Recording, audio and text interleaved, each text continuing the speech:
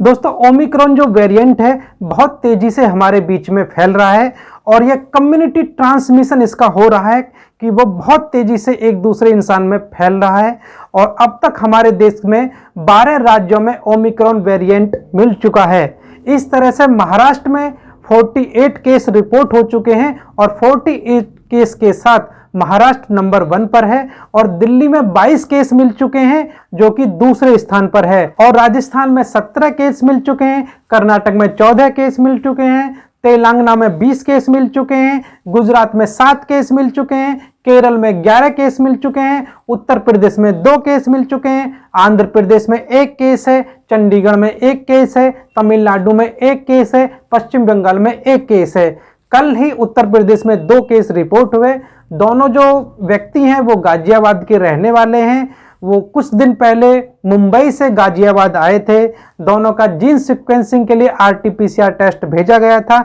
जो कि पॉजिटिव पाया गया और दोनों में फिलहाल किसी तरह के कोई खतरनाक सिम्टम भी नहीं है। दोनों को आइसोलेशन में रखा गया है और उनका जो भी ट्रीटमेंट दिया जाता है वो उनको ट्रीटमेंट भी दिया जा रहा है। यदि आपके आसपास कोई ऐसा व्यक्ति दिखाई देता है जो सऊदी अरब से, यूके से या विदेश की कोई भी यात्रा करके आया है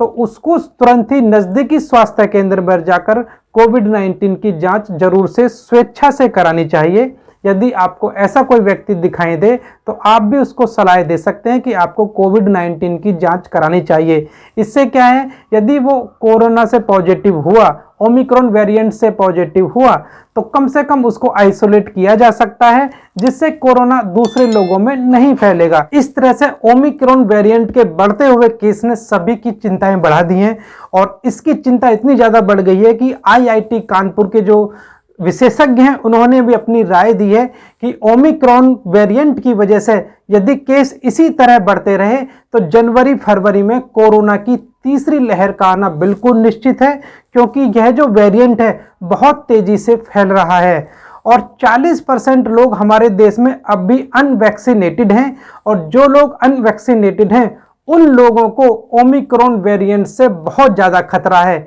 यदि आपने अभी तक कोविड-19 का वैक्सीनेशन नहीं कराया है तो सबसे पहले आपको कोविड-19 का वैक्सीनेशन करा लेना चाहिए। और इसके साथ में ही नीति आयोग की भी रिपोर्ट आ चुकी है। नीति आयोग ने चिंता जताई है कि जिस तरह से ओमिक्रॉन के केस तेजी से बढ़ रहे हैं, लगभग 13 से 14 लाख तक केस हमारे देश में बढ़ सकते हैं और यदि इसकी जो ओमिक्रॉन की गति है, संक्रमण होने की गति है, इसकी जो फैलने की गति है, यदि यह इसी तरह से बढ़ती रही तो एक दिन में 1 लाख से अधिक केस भी रिपोर्ट हो सकते हैं। इसलिए आप लोगों से हाथ जोड़ के रिक्वेस्ट है, यदि आपने अभी तक कोविड-19 बचाव के जो भी प्रोटोकॉल है वो पालन नहीं किए हैं या अभी वैक्सीनेशन आपने कंप्लीट नहीं कराया है, यदि आपको फर्स्ट डोज लग चुकी है और यदि सेकंड नहीं लगी है या अभी कोई भी वो कोविड-19 की वैक्सीनेशन आपको नहीं हुआ है तो प्लीज नजदीकी स्वास्थ्य केंद्र पर जाकर अपना कोविड-19 का वैक्सीनेशन जरूर से करा लें